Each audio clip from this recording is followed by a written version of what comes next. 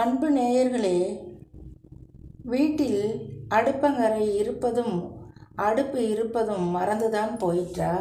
அது ஆணாக இருந்தாலும் பெண்ணாக இருந்தாலும் இந்த அவசர யுகத்தில் எல்லாமே மிகவும் வேகமாக செல்கின்றன. வேலைகளும் சரி, மக்களின் ஓட்டமும் சரி.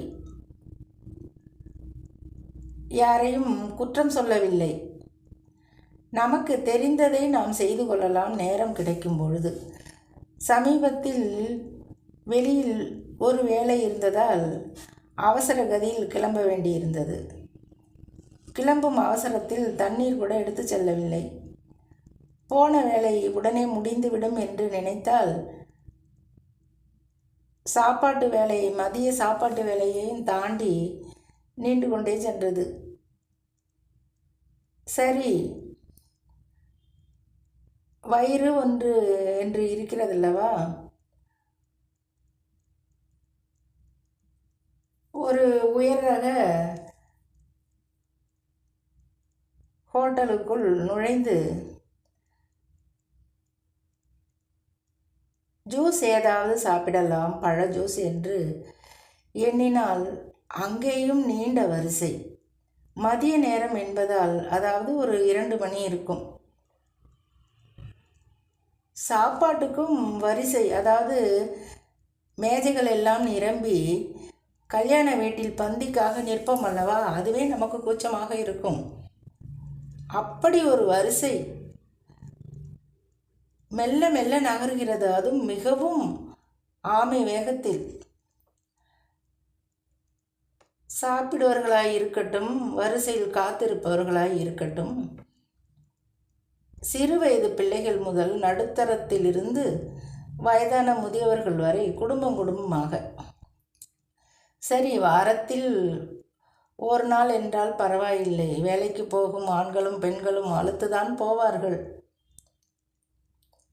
ஒரு சாப்பாட்டின் விலையை கேட்டாலே அத்தனை அதிகமான விலை. அதை வைத்து மனதில் கணக்கு போட்டால் நன்றாக 1 கிலோ பொன்னியரிசியும் பருப்பு, அதற்கேற்ற காய்கறி எல்லாம் தாராளமாக ஒரு நாள் பொழுது ஓடியே விடும். சுவையாக செய்து விடலாம். அத்தனை விலை. ஒரு சிறிய பார்சல் வாங்கி கொண்டு சென்றார்கள். விலை கேட்டு அறிந்து கொண்டோம். இப்படி காத்திருக்கும் நேரம் நாம் வீட்டிற்கே சென்று விடலாமே. இது ஒரு நாகரிகமாகவே ஆகிவிட்டது.